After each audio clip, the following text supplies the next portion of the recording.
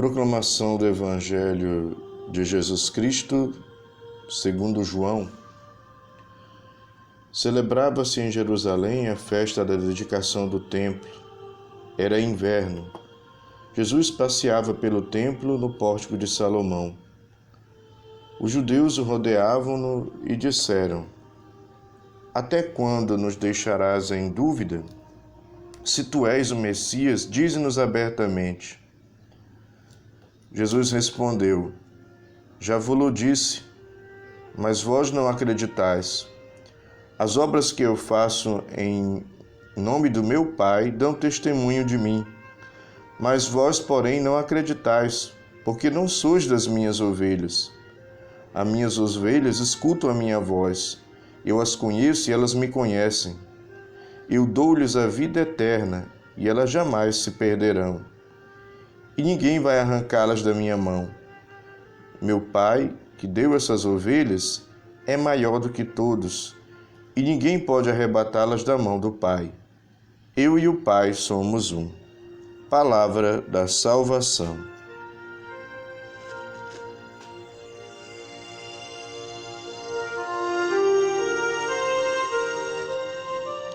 Meu irmão e minha irmã, aqui é Frei Wanderlan, trazendo para você a breve reflexão do Evangelho. Hoje nós meditamos o Evangelho segundo João, capítulo 10, versículos de 22 a 30. É a continuação do discurso de Jesus sobre o bom pastor, sobre o seu pastoreio. Só que nesse Evangelho nós percebemos os interlocutores. Diz o texto: os judeus rodeavam-no e disseram: Até quando nos deixará em dúvida? Se tu és o Messias, diz-nos abertamente. E Jesus respondeu: Já vo-lo disse, mas vós não acreditais. As obras que eu faço em nome de meu Pai dão testemunho de mim. Vós, porém, não acreditais. Meu irmão, minha irmã, hoje, no mundo em que nós vivemos, só não existe essa pergunta direta como os judeus aqui fizeram no Evangelho para Jesus. Se tu és o Messias, dize-nos abertamente. Porém, existe o não acreditar. Existe a cegueira para as obras de Deus. Porque a resposta de Jesus para aqueles ali que não acreditavam, que duvidavam, que estavam com o coração fechado, se ele era o Messias, se ele era o Salvador, foi bem clara. As obras que eu faço em nome de meu Pai dão testemunho de mim. E essas obras continuam, meu irmão, minha irmã. A própria palavra de Deus é obra dele, dá testemunho dele. A própria igreja, continuadora da missão de Cristo, é obra dele e dá testemunho dele. Os sacramentos da igreja, que são a ação de Deus no nosso meio para nos santificar, também é obra de Deus e dão testemunho dele. Os ensinamentos de Cristo nos ensinando a amar é obra dele e dão testemunho dele. Os ensinamentos de Cristo nos ensinando a perdoar e pedir perdão são obras dele, dão testemunho dele. A verdade de Deus que nos é dirigida e que quer orientar a nossa vida é obra dele, e dão testemunho dele. Ao longo da história da igreja, os vários testemunhos de muitos santos, de muitas pessoas que se deixaram santificar pelo amor e pela verdade de Deus e que dão testemunho de uma verdadeira vida de santidade, são obras de Deus no nosso meio. São sinais de Deus no nosso meio. E muitas vezes nós temos o coração insensível, nós estamos cegos.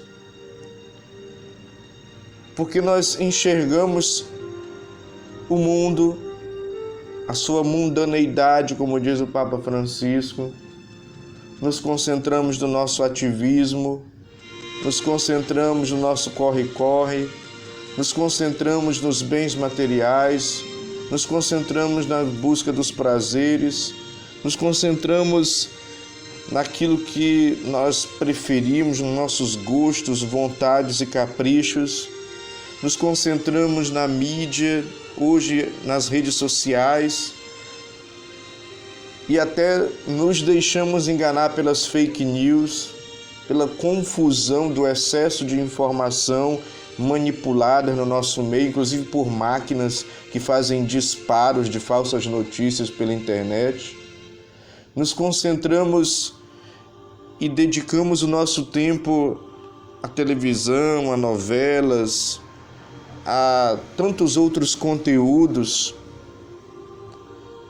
e acabamos, de certa forma, não percebendo as obras de Deus, porque estamos cheios das obras do mundo e só temos olhos para as obras do mundo e seguimos uma lógica mundana, ou como diz São João Paulo II, uma cultura de morte. Por isso o Senhor já nos dá os seus sinais na Eucaristia. O Senhor já nos dá os seus sinais no confessionário, nas confissões, onde Ele nos perdoa. O Senhor já nos dá os seus sinais. Mas nós, infelizmente, estamos cegos e ensurdecidos. Não percebemos os sinais, as obras que Ele faz no nosso meio e que dão testemunho dele. A própria criação, a própria natureza ao nosso redor dão testemunho de Cristo para nós, dão testemunho de Deus para nós. O problema é que Jesus continua sendo o Messias esperado, só que inesperado, que surpreende todo mundo, que contraria todo mundo, que eles esperavam que Jesus viria de um jeito e Jesus veio de outro jeito. Explicando melhor, esperavam um Messias guerreiro, político, que ia fazer uma revolução, e Jesus veio humilde, simples, servidor e que não pegou em armas e nem fez nenhuma revolta. A revolução de Jesus era uma revolução interior. E a libertação dele era a libertação da morte e do pecado.